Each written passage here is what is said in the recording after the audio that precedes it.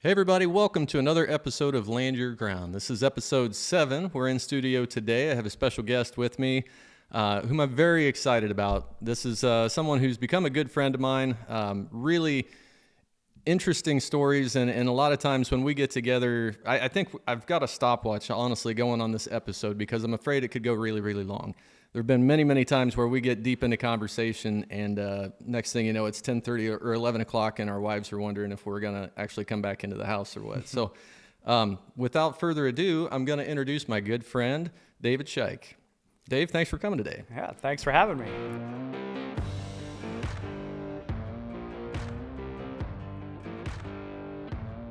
So you're not relatively unaware of what the podcast is. We've been talking about this for quite a while, and just finally getting to bring you in as one of our guests. So appreciate you coming very much. But for people who are just hearing about the podcast for the first time, they're maybe, well, what is this all about? And the idea of Land Your Ground podcast is just that we talk about land ownership, we talk about farms, we talk about hunting, recreation, whatever it is. Who owns the land and what are they doing with it?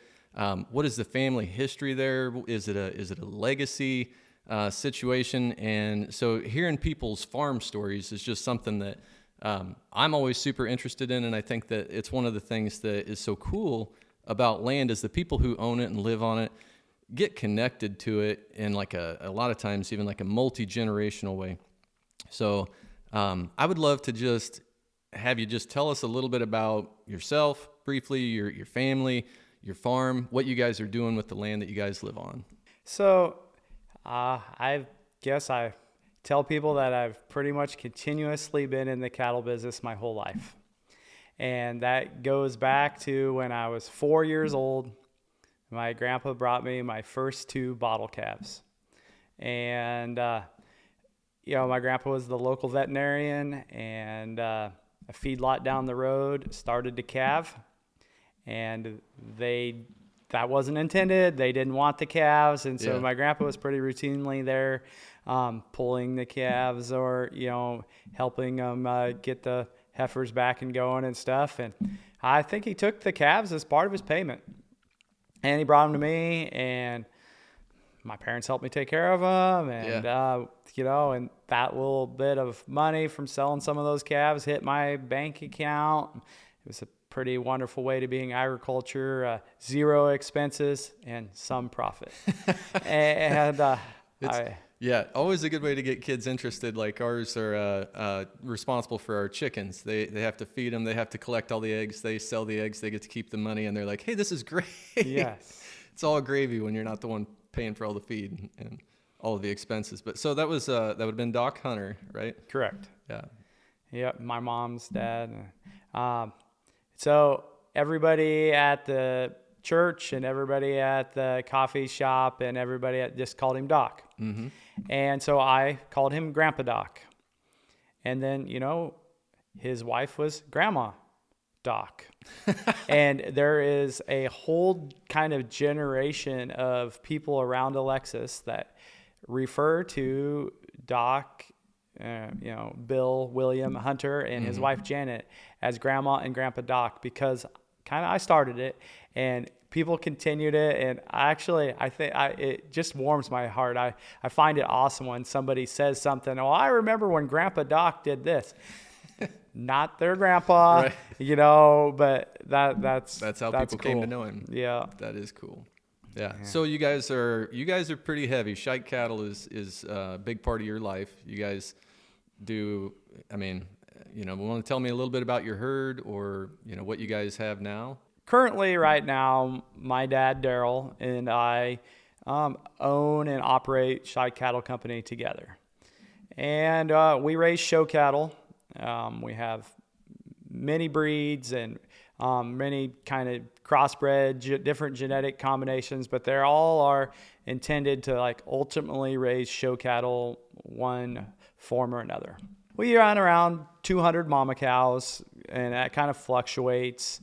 And we usually develop kind of most of our heifers and let them have a chance to be breds or, make it into the cow herd. We sell heifer calves. We sell bred heifers. We sell bred cows. We kind of, sell show steers, 4-H, from like the local county fair level on up to state fairs and stuff. You got 3 kids that are all showing and hot and heavy in it, right? So yeah, I would say, we're kind of county fair level participants there in the show. And we sell the best ones. The kids kind of so far have always kind of just had, second tier cattle. Okay. And there is talk of either, getting to keep something better or maybe going out and procuring some heifers that then would be pretty nice show heifers, but then ultimately be little factories. So mutually beneficial purchases, I guess. Okay. Maybe particularly my daughter Reagan, she's probably the most interested in that concept. Maybe we could buy something together and you'd be maybe heifers and be her show heifer and then kind of be a factory here at Shike Cattle Company. So, yeah. Awesome.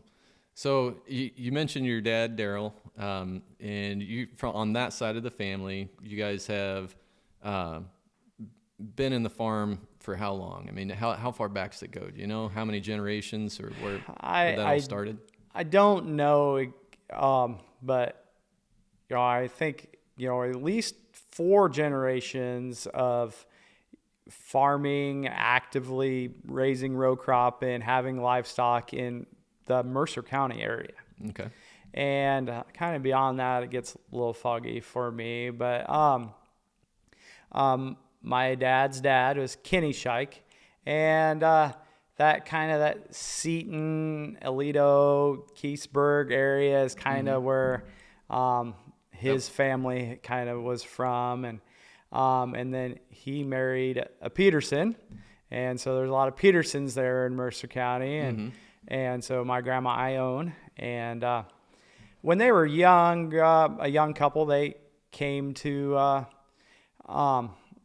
we're like so many people, you were a tenant on a small farm, and then kind of, moving day, and it was kind of a big deal. You got noticed that you were, the land owner was maybe ending that relationship, but hopefully you had a bigger and better farm kind of moved.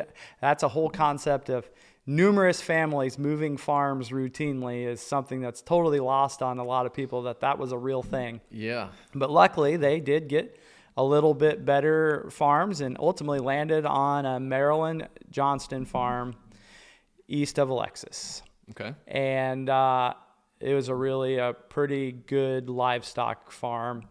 I put a lot of hay in that big barn on that farm back in the day. A lot of us did. We got a lot of good memories from those barns. Yeah. And a lot of hot memories from those barns, but a lot of fun times. There was a lot of hay houses built in there, a lot of BB guns shot in those barns, and just a lot of time with friends and cousins and family spent in those barns. Some of my fondest memories of my childhood took place in those red barns. Same.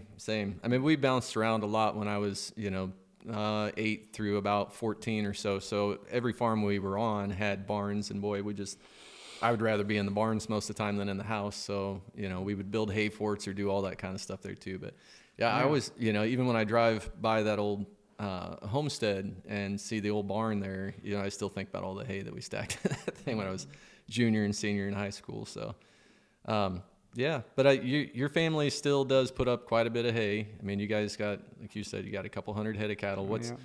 That'll keep a guy pretty busy in the summertime too. Yeah, we've kind of, progressed, I guess you might say, away from numerous days and filling numerous barns with small square bales by hand. We still load a few racks every year for kind of the show cattle operation and use a little in the calving barn. And a little easier to take the squares with you. Yeah, so we kind of want to not forget that part of our heritage, I guess. But the round baler and the silage bag and stuff has, moved to being the main source of nutrition. But I remember going out before school with my dad and loading up a truckload of hay, stacking it taller than the roof on an old F-250, and then I would, grade schooler, drive it across the stock field when he would cut the strings and pitch it out the back, so that the majority of his cow feeding could be, kind of done for the day, because he had waters and pigs and,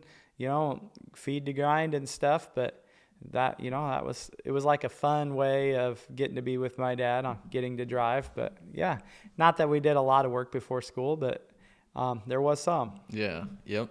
And we've talked a lot about farm chores. I think over the years, it comes up all the time when we talk about how to, teach our kid responsibility or, push them a bit, to help build some work ethic and that sort of thing. One of the conversations I think of that we had was talking about how there's a lot of benefit sometimes in sending your kid to go work for somebody else and having them teach them some lessons. And because sometimes, man, as a dad, it's really hard to teach your own son or your own kid, how to work hard or whatever. Like my dad taught us how to work hard because if we didn't, we were going to get yelled at. There was a lot of hollering that would go on the farm when we were working with dad doing stuff. And then we would go bale hay for somebody else's dad. And maybe they would holler, but for some reason it doesn't bother you as much when it's not your dad.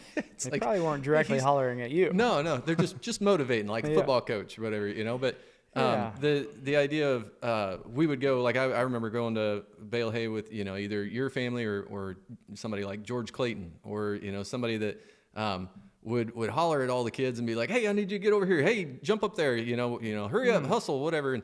And we loved it, like we were having the time of our lives. But his boys would look at us and be like, ugh, this is awful. And then they would come over and help us put up hay at our place. And my dad would be hollering and they're laughing. They're just having a great time. They think it's wonderful, And I'm just like, this is horrible. What are you talking about? Yeah.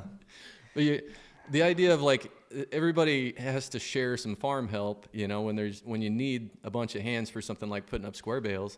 Man, there's so many life lessons and things. Just like it builds so much character doing that type of work. And I think for the sake of efficiency, a lot of farm operations are getting further and further away from putting up very much square hay and that sort of thing. But do we lose, some of that? Is the next generation not going to know what that experience is like? I did it all summer long. It does worry me. I am pretty confident that my grandparents outworked my parents, and pretty confident that my parents have outworked me. And I think probably could make a case that I've probably outworked my kids at so far in their life or whatever. Yeah, and your kids know how to work. They do. I would testify that, by modern standards, you're doing a fine job of making sure those kids know, that they got to pick up a bucket and get after it too. Everybody, all hands on deck on the farm. Yeah, thanks. I mean, we try. And also, but I think it's part of that is that everybody wants things to be a little better for their kids than what you had it, kind of thing. And so, like, if I think about my childhood, there were times that I knew that other kids were, riding bikes around town. And that seemed really fun at that age. Or spending, a little more time, whether it was, outside of the livestock barns at the county fair, like just doing what city kids did or what. And so I've probably, allowed my kids to do a little more of that than what I did. And I'm sure my parents think the same thing. Yeah. Like they think of the times they took me to town to ride bikes or whatever. And I remembered it as like the 2 times I got to. And now my kids have had that times 50 or whatever. I don't know what it is. Yeah. But you want to keep that balance of, we kind of have a little motto at our house is like work hard, play hard. But it is in that order for a reason. Mm-hmm. And so everybody kind of needs to get figured out what their roles are and what their responsibilities are, and do that. Do it with some gusto and do it to your best. And then what is your hobby? What is your payoff? And that's different, very different for all the kids in my family. They like very different things and stuff. And so then, you're kind of earning even if you don't have a job that you're bringing home a set paycheck from an off the farm place, when you're taking care of your responsibilities within our family, within our operation, there's probably going to be gas in the tank, and there's probably going to be a little spending money in the pocket and signed up for the sport or activity that you want, Right. Yep. I try to, we're going to work hard, and then hopefully our kids will get all the things that they need and some of the things they want.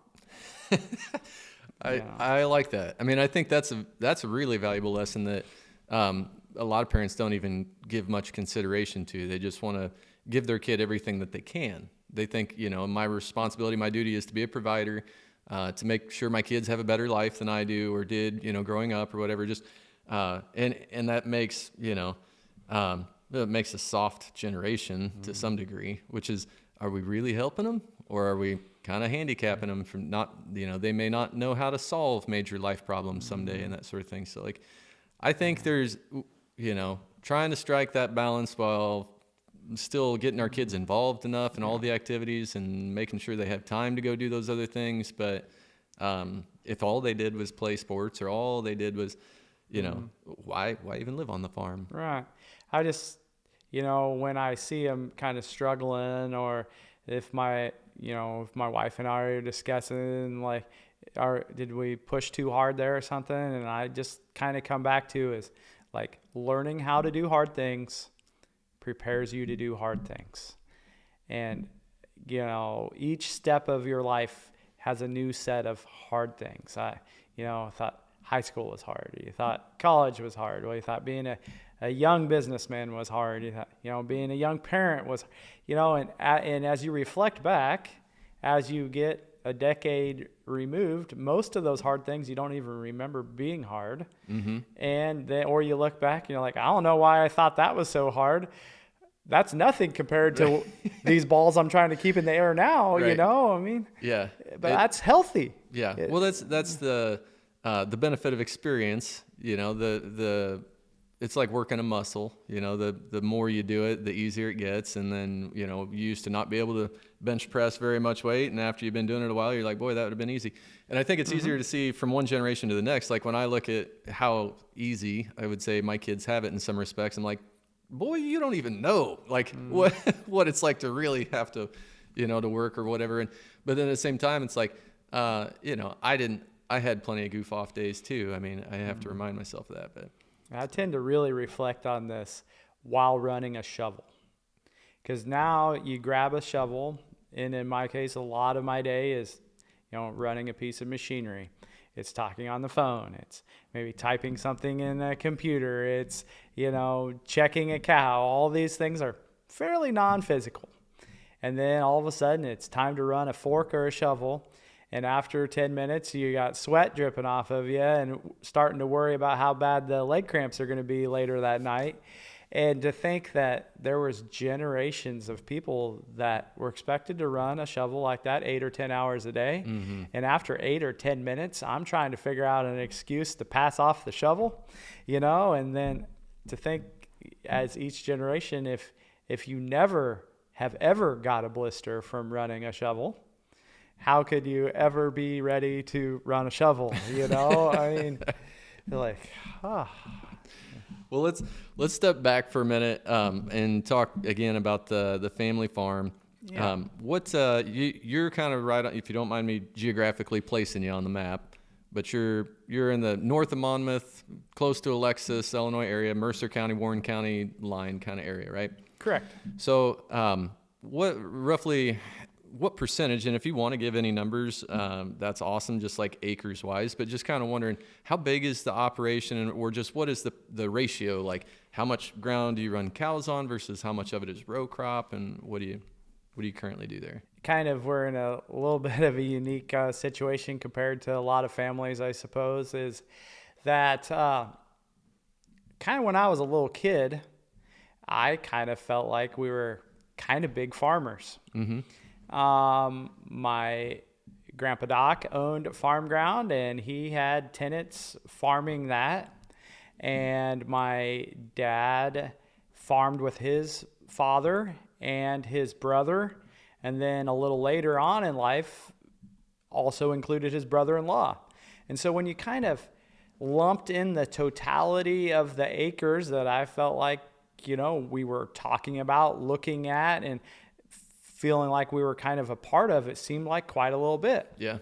And I mean, when I was in junior high, we had 2 combines, and like 2 combines was like and 2 planters. And it was like, but then like looking back at it now, it was really kind of like, because my dad and his brother and they liked helping each other. They liked working together, and it was how we did things. Even though those acres were kind of their own, but interestingly, like due to generation change on some of those landowners, there was land that we didn't have the opportunity to farm anymore. As it moved to the next generation of their family, they maybe sold it, or we got lucky to have a lot of 50-50 crop share ground that was really good for my family in those years. That was good. And now we are a lot smaller operation, as there's fewer farmers as we drive up and down the roads. There's fewer farmhouses, and the big farmers are farming a lot, and they're really good at it and efficient. And those are the kind of people that tend to have more acres and stuff offered to them, as maybe somebody wants to retire, or somebody's looking to maybe have their land farmed differently or whatever. So we have not had any growth. We've actually had decline as an operation, but at the same time, I don't spend a lot of time like dwelling on that. I kind of like the idea that the majority of the acres that we're walking on or touching are indeed owned by blood relatives of me. And that we kind of have control of it, and the vision of what we do there on those farms could be lasting for generations. And growth is not always the goal, right? I mean, Jackie and I were just talking about this last night. I think we're just in business in general. You kind of get in the mindset where if you're not growing, you're dying, and that's a very business focused type of. If you're focused on your business model being like scalability, it's all about how can we grow this exponentially, or how can we continue to add more manpower to this, or generate more income or revenue from all of these sources or whatever. But that's maybe we're just really bad business people. But honestly, our goal with business is not always growth. Sometimes it's how do we get more focused on what we're doing and do better at it, and even growing in other ways, maybe aside from just growing a footprint. So I would say the way you explained that to me just now made me feel like, well, it wasn't, that really wasn't by accident, or because we've been trying to grow and can't. It's kind of like we're not worried about growing. We kind of got what we need right now, and I like to think of as that I like to dream and project myself in a lot of different scenarios. There was a time that I really thought I wanted to be a large row crop farmer and be a big cattleman and have a pretty good scope to the operation, and I mean, I still have some aspirations of that, but probably not on quite a grand scale that agriculture has proven to be today. Kind of that being said, you kind of got to just roll with kind of the things that life gives you. I mean, their opportunities are such, and I just, very, very surprising. I mean, my operation is probably changed in ways that some people find hard to believe, but it seemed to be a good decision for me this year, as we actually hired our spring planting done. And I thought it was a good way for us to take advantage of being able to have precision planting and some new technology being able to be implemented on our kind of smaller farm without having the entirety of that ownership, and the payments associated with that be our responsibility. And then those days of not preparing planting equipment and physically doing the planting, that is a key time in our cattle operation. We have a lot of overlapping jobs. Kind of how our cattle operation is. There's a lot of shows that happen year round, and calving is kind of there can be a lot of different calving dates that can work. And so we've really kind of morphed our cattle operation in that we don't have any bulls. All of our calves are resulting from artificial insemination, AI, and embryo transfer. And a little bit more like a hog farm in that we kind of know when we preg check. We kind of know when we breed. We kind of know when we calve, and we're just kind of always rolling. And we're able to use like our smaller sized facility, like our calving barn is not a good 200 cow barn, but it's a really good 40 cow barn. So we just, calve 6 times a year. Really? Kind of thing. And so with that, we're often overlapping. We're breeding, calving, and weaning in the same week. Wow. A lot of times there's just different groups are at that stage of production. And so, and so like back to the spring planting thing, we were able to focus on all of the other spring jobs. And like we baled our first crop of alfalfa, by far the earliest we've ever baled this year. And first time in my life, I got 5 cuttings on all of our alfalfa. Nice. We did a little custom alfalfa work for actually the guy that baled his hay that plants our crops. And so that was like, I hear these stories of my grandpa talking about like trading back and forth with red medders to like, we baled his hay one day and then they baled ours the next, and this like sharing. And like, I don't have to own a giant planter that has all of the specialty parts and has all this capability if my operation only is 2 more days for that other farmer to do it. Right. Yeah. Those 2 days kind of helped him justify all those parts. And I am not an expert on agronomy, and I'm fascinated by it, but I've not invested in it. And it's one of those times I allowed an expert to go with it. Yeah. So this is one of those questions that I've asked of a couple different people who have like mixed operations, row crop and cattle together. Which one is your favorite? And I feel like you already kind of answered that by telling which direction your focus kind of shifted and said, I'm going to outsource this part of the operation. I mean, which do you enjoy more? I think that it would be really hard to be a cattleman in West Central Illinois without access to row crop acres. There just isn't enough range land and rolling pasture ground, or, to have any, to have some place for those animals to live year round. I do not like having cattle cooped up in mud lots.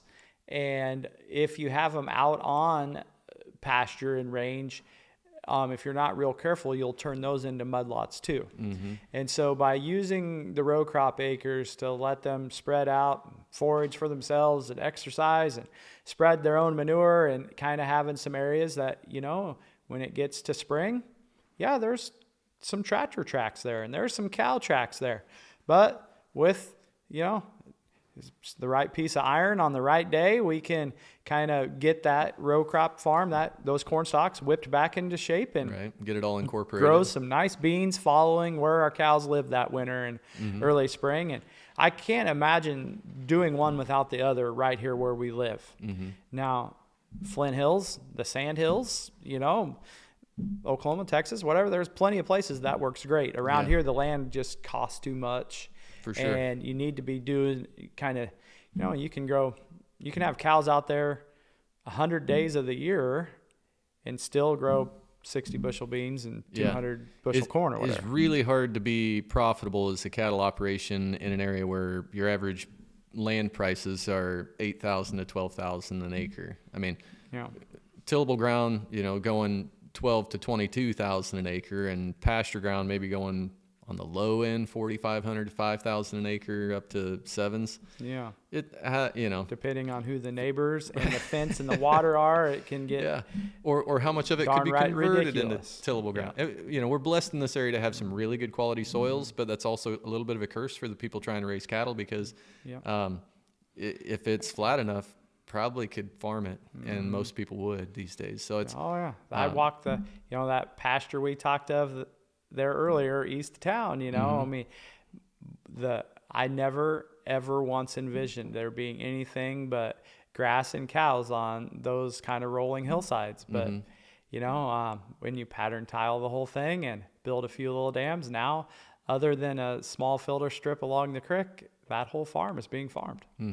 And, it's just, there's a lot of different ways to do things. And the row crop thing is probably easier to scale and easier to have a predictable return. And that's what the big guys want to do. Well, and working cattle takes manpower. I mean, you have to have bodies. And I think that this is my perception, and you tell me yours or tell me if you think this is wrong, but it seems like the main difference between farm operations or family farms today versus 30 or 40 years ago is people had 3, 4, 5, 6 kids back then regularly. Now a lot of people are less than 3, on average, and more of those kids stayed local after school or whatever, and they would help with that operation. And so you'd have 3 or 4 or 6 bodies, on the farm at any given time to help feed hay, to help move cattle, to help work them, when it's time to run them through the chute and that sort of thing. Yeah, the whole kid and grandkid labor scenario, and you were neighbors helping neighbors, that was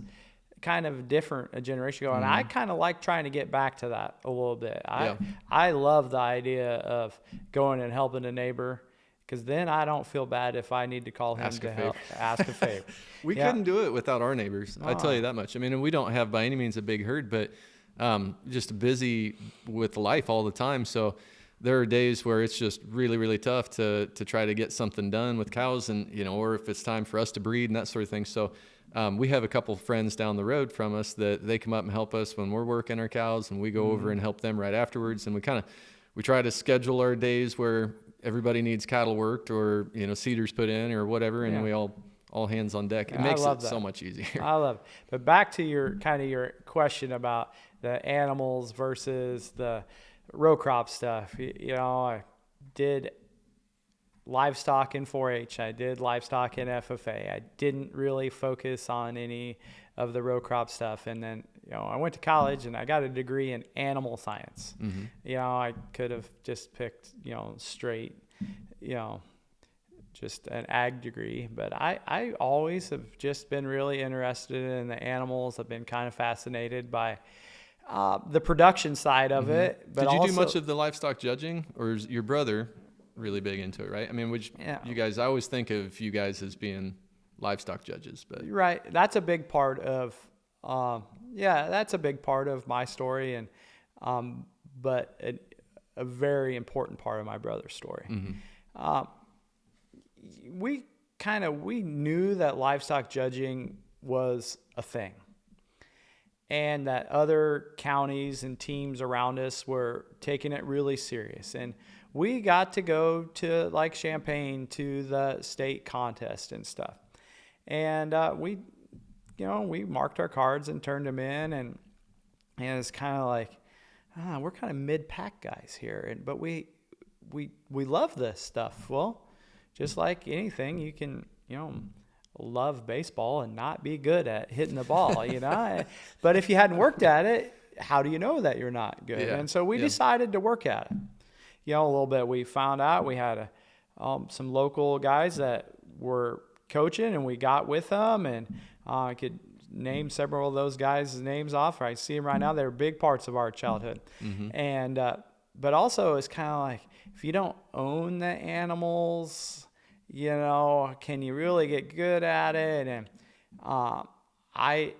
we were just only showing cattle, starting from just picking from our herd, and then getting a little better at picking them out, getting a little better at caring for them. But then my Grandpa Hunter, he helped us buy a couple better ones. And with that, the breeders were willing to help us more on knowing how to feed them and how to get them ready for the show and get their hair coats right, and help us. They want to see them be successful. Yeah. Too. So that really helped start us down the path of being, cattle kids. And then I wasn't sure. I didn't really want to go to college. I thought I just wanted to do this stuff. But my parents were really adamant. My parents both went to college, and my grandma and Grandpa Hunter both graduated from college. And I was really pretty much forcefully told that I am going to do some college. So I ended up at Black Hawk East Community College, and they have a livestock judging team. And so we were traveling around in those vans after school every day, looking at pigs, looking at sheep, looking at cattle, and like, oh, I got a lot to learn here. And I came home and talked to my brother, and I was like, you've always been really good at this stuff. We have to buy pigs and we have to buy some lambs. We have to touch and feel these animals. We'd had production hogs, as a kid, that we were only kind of, use our selection criteria was for like health and survivability. They were not show ring oriented. And so we got those. We went to a couple operations that we knew had, showed some pigs or sold some show pigs, local people and sheep. And we got them. And my brother and sister and I, we went to the shows, and we weren't real successful at first. But by touching and feeling and listening to what the judge said on why ours didn't win, and my brother is our childhood is a very funny story that we didn't get along that good. And we had a lot of battles and we were different in so many ways. And there was a power struggle and stuff. We weren't very good friends, and it saddens me to think about it. But we have morphed into being best friends and picking up on each other's strengths and helping each other with each other's weaknesses and stuff. When we can be a good team now, we weren't as good at it back then. But I was just an okay livestock judge. He excelled. He was able to learn and memorize and see the differences. And some people just have an eye for the minor difference. Quickly look at two boards and tell you that one is a 1/16 of an inch longer, when everybody else would swear that they're the same. Some people just have a knack for that, being able to identify differences.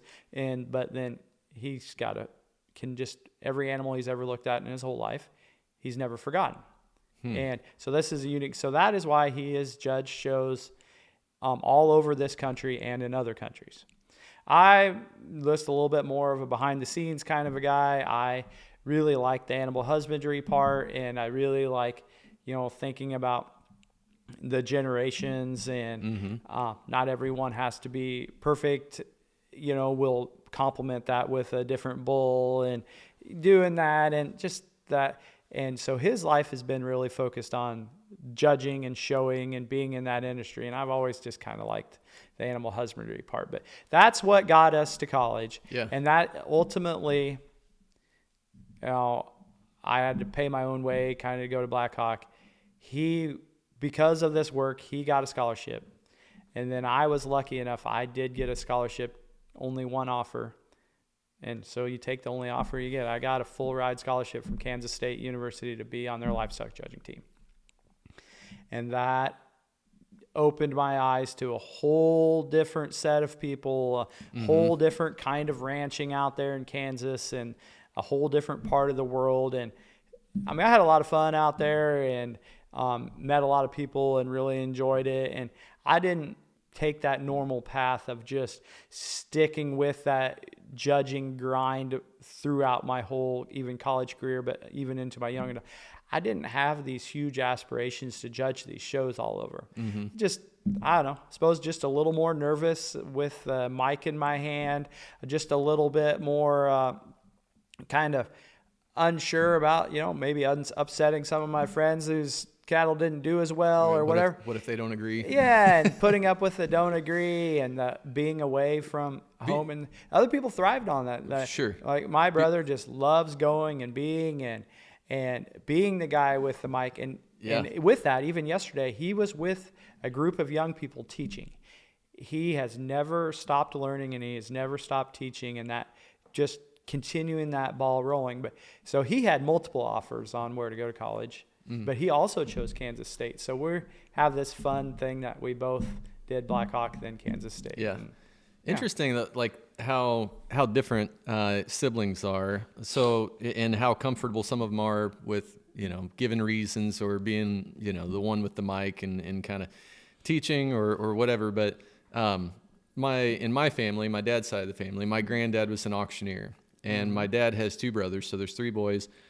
Two of the boys are auctioneers, and my dad was just early on. Like he grew up in that, helping at every sale and whatever, and helping ring, being a ringman and all of that, and was just like, that's not for me. He did not want to be the one behind a microphone doing it. And I never thought it was something I would want to do either, growing up and going to all the auctions and helping with stuff. And then finally I was like, I think if I'm going to try to sell land for a living, that'd be a pretty valuable tool. And, surely if they can do it, I can do it or whatever. But, it's something that you either love it, you just have a passion for it, you're just at ease with it, and you just feel like, hey, I know what I'm talking about, and I don't mind talking about it to people.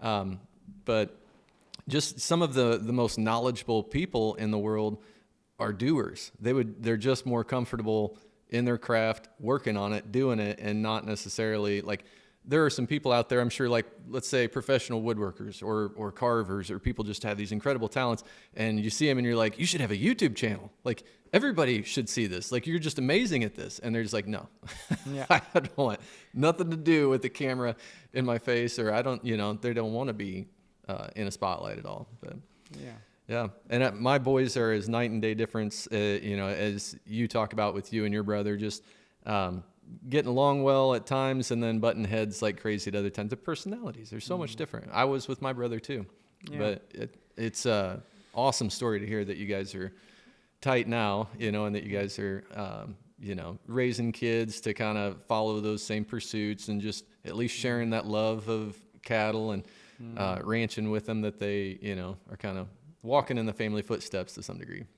I think about some of, like we were talking earlier, kind of reflecting on our own childhood, to think about if there was anything I wanted to do different, like raising my own kids, And even if you think you might want to do it different, it's hard to sometimes. But I think the first time that I went fishing was also the first time my brother went fishing, 2 years apart. Yeah. I think, the first time we went to a judging practice was the first time he went to a judging practice. The first time we got to get some better show calves, that was the same year. And it's the same thing, like all those kind of things. And like one kid starts shooting more baskets. Well, the younger kid, you might as well shoot baskets too. So, it's sometimes I think it's easier for the younger kid to end up being better at like things that are new to your family. Because, the sooner you start a skill, the more likely you are to be better than your peers at it, you know? And think about that. And we've done some of the same thing in our house. Like on one hand, I kind of said, I don't think I want to do it that same way. But yet, like both of my girls, 2 years apart, where they got to start showing pigs the same year. Kind of thing, and which is okay. Yeah, you gotta kind of justify the space and the going to the show, and they then help each other. We like to use the buddy system. Go to the barn or be around animal or machinery or whatever. It's just better to have the buddy system in case something goes wrong or somebody needs to go get help or whatever. So yeah. Yep. And you guys have had your share the last year or two anyway of times where one kid probably needed a little more help than the other. It seems like half the time we get together, we see you guys, somebody's wearing a cast. Well, they have managed to bang themselves up in one way, shape, or form, but you kind of look back like, would I like to have protected them from that? I'm like, sure.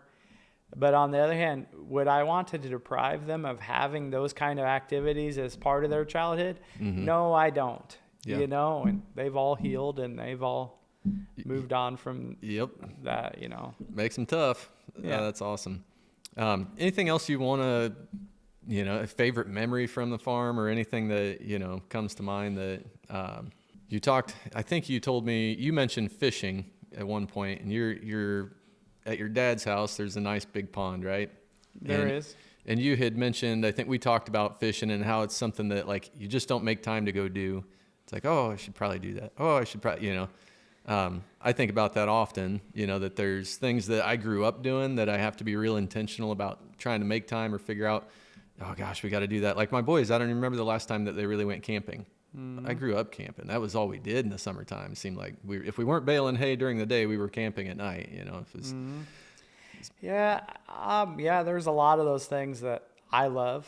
and any different, and I think my kids love, and but you can kind of do it all, but you can't do it all at the same time. And if you're going to try to be focused on one thing, some things have to kind of go away or kind of become occasional, and if you are going to do 4-H, do livestock, those chores are twice a day at least, and they don't just happen in 5 minutes. Yeah. And a lot of those, the efforts, they pay off best if they're done early and late, and that kind of makes it hard to get to the fishing hole and or Yep. and it's not the kind of chores that you could just ask somebody to do on your behalf. Yeah.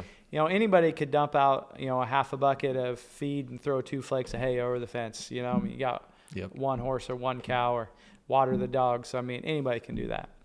But if you have livestock that you're hoping to get the right color ribbon in a few days, the attention to detail is very key. Yeah. Somebody's got to go walk your pig. Yep. The exercise and the skin and hair. Yeah. And that stuff, 2 months of effort can go away in 2 days.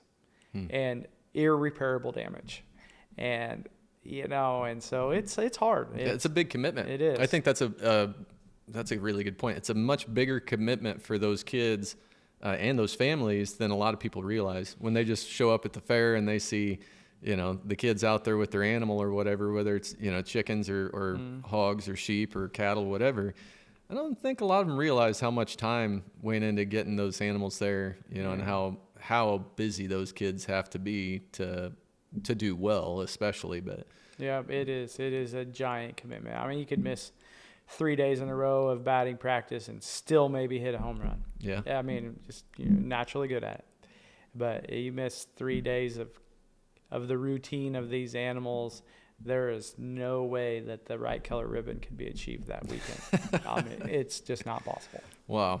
But, well, any other final thoughts? I don't know. Just we were kind of where I came from, kind of just circling back. We talked about my grandparents, Kenny and I owned Shike, and they did have the 3 kids. My dad was the oldest, Daryl, and his younger brother Ron, and their younger sister Linda, and they've pretty much all of their childhood and the majority of their adult life all kind of took place in kind of that 10-mile circle around Alexis. Yeah. And I've also pretty much maintained my life that way. Went to college for 4.5 years. But other than that, I've lived in a 10-mile circle my entire life. And I like it. I think it's not that I'm going to live out every day of my life here. I have no idea, but that's the way it's been so far. And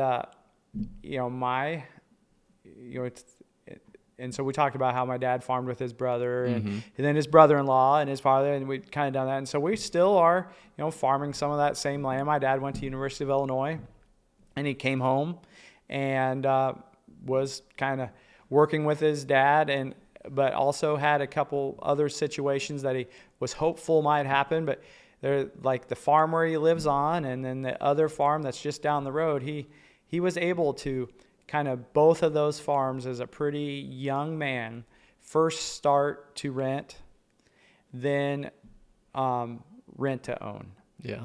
And have that, and so get the early, kind of early in life, starting to take advantage of the appreciation of the land. Well, we appreciate the land in that we love it, but it does seem like one of the ways of farming to be successful is that there isn't always a lot of money left at the end of the year. But luckily, if you are able to get a few acres of your own, that the value of that does increase over a lifetime to kind of justify some of that hard work or the years that were lean, or even maybe one entity or the other, or sometimes both, operated at a loss. You know? Yeah, a loss or even a break even, and yet at the same time, in the long term, every year that you hang on to that ground, you're actually gaining.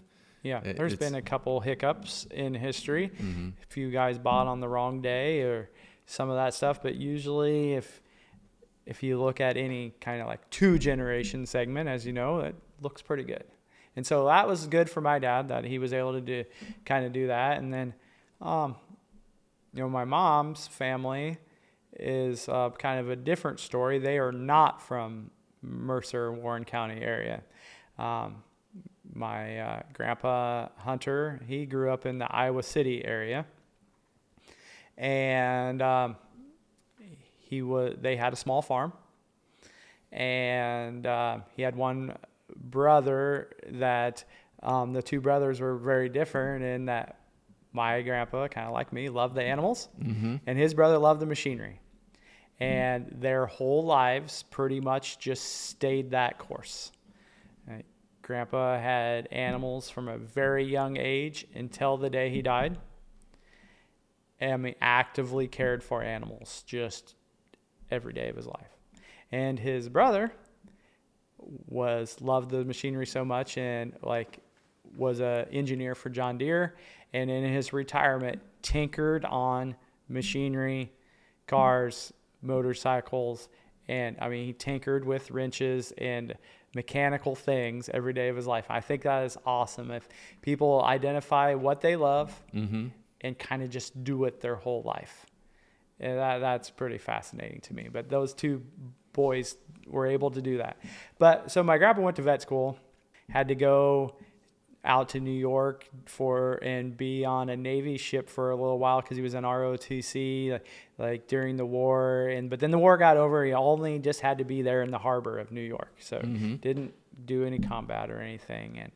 And came back, finished his last year of vet school at Iowa State, and then went to a dairy practice in Minnesota and had his first couple years of practice in Minnesota. And my mom was born in Minnesota. But he saw an ad in the newspaper, some veterinary newspaper, print, there was a lot more print publications 2 generations ago, I guess, that the vet practice in Alexis, Illinois was for sale. Opportunity.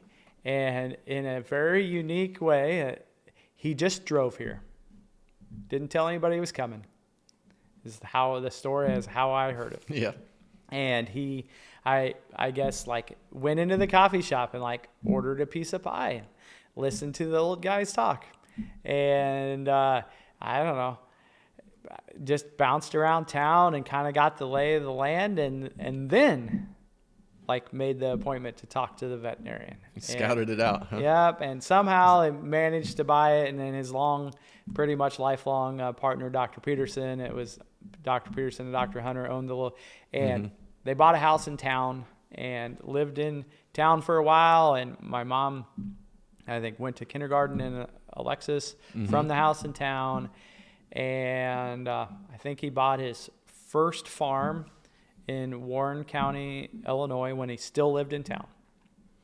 And it was a little farm, kind of more south and west than where we are now. And but then he had the opportunity to buy the house that I now live in.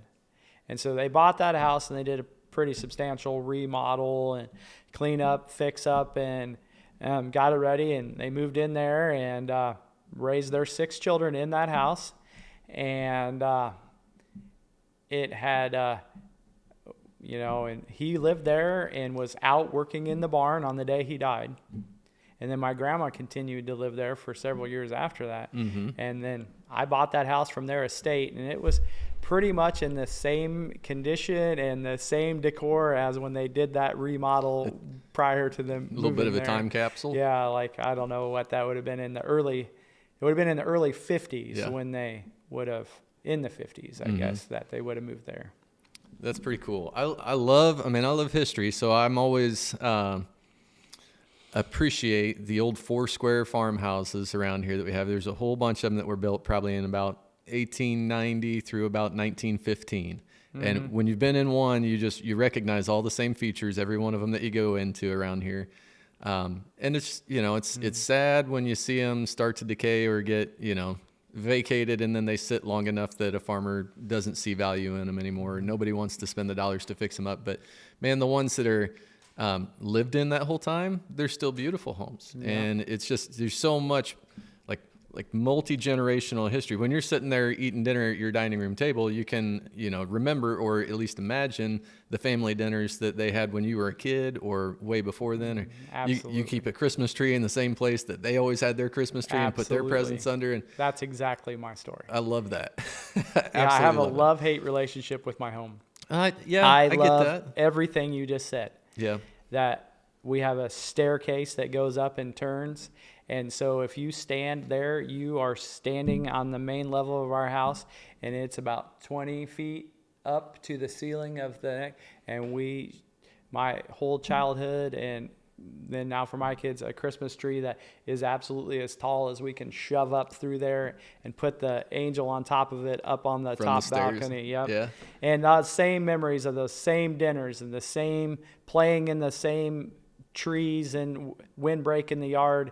My kids do as I did when I was visiting all those things I just love. I could go on for hours of the stories of that kind of thing. Mm-hmm. But kind of hate the fact that, the main structure of my house is whatever it is, over 100 years old. Plus, yeah. And the insulation and stuff isn't the same that we would have if we build a new home. Corn cobs. And the number of times I fill my propane tank each year and that kind of stuff. It's easy to hate that. It's an old house. Yeah. But I also am lucky in that it has kind of a nice addition on the side of it that makes a comfortable kitchen, family living area, and a 2-car attached garage that just flows. Is like it was kind of meant to be. And a lot of those old 4-square houses, they didn't figure out how to make it the main level so livable. I mean, our house is really livable. That just, it's something that old, it's going to have ongoing maintenance. Oh yeah. The joys of home ownership. They never stop. So that's how my mom's family got here, is the vet practice. And my grandpa met his wife at Iowa State. She's actually from Chicago, but she was there and they came here, and that's how the hunter side of my family got to Alexis. And my parents were kind of high school sweethearts, and actually went to separate colleges, didn't date. They weren't dating at college, and then mutual high school classmates wedding, they rekindled their relationship, and they got married in 1972, and I was born in 1976, and I guess I got Brownie and Murphy, those 2 bucket calves, in 1980, and the family farm legacy story continued. That we've kind of told here today. Yeah, that's awesome. Well, I really appreciate you giving all of us all of that detail and kind of the background, how you guys came to be where you are now. Who you are. I think where we come from on a multi-generational piece of land like that really is who we are, and so it's cool to hear how connected some of these families are like yours to the land that you guys are currently operating on. It's been, a lot of family blood, sweat, and tears over the years goes into that dirt while you guys are tending livestock and making hay or doing all of those things. So I think you have a strong appreciation for it that shows. I really, really appreciate you, both as a friend and as a guest, coming in today to kind of open up and let us hear some stories and ask some questions and just learn more about you and more about cattle. And I think I would be very interested in having you come back in a little bit further, maybe into the spring or something, as we start talking calving. I think that you have so much knowledge about that I don't have. And I know every cattle person I talk to, they're like, oh, well, we do things a little different than a lot of people or whatever. You're a humble guy. And most of them are, who seem like guys, the people who know the most about what they're into. They always feel like, oh, well, somebody else might have better ideas or whatever. I think you all downplay how much education you've picked up along the way, either, through school and firsthand experience and just, generation after generation doing it and taking care of livestock. So I would love to have you come in and just do a deep dive into a topic like that. But as we wrap up, I just want to say thanks again. I really appreciate you coming in. Love you like a brother, love your family, and I just think that your story is awesome, so I appreciate you coming in to share it. Guys, that is it for our episode 7. We really appreciate everybody tuning in, and we want to invite you to like and subscribe to join our tribe. If you haven't yet, follow us on all of our socials at Land Your Ground. That would be TikTok, Instagram, Facebook, and I'm probably missing something there. And we really, actually, I want to invite you again to follow us and subscribe on Spotify and Apple Podcast. If you haven't done that yet, or if you have already, would you please leave us a review? Let us know what you thought of this episode. Give us some comments on YouTube. And until next time, find us here on Land Your Ground.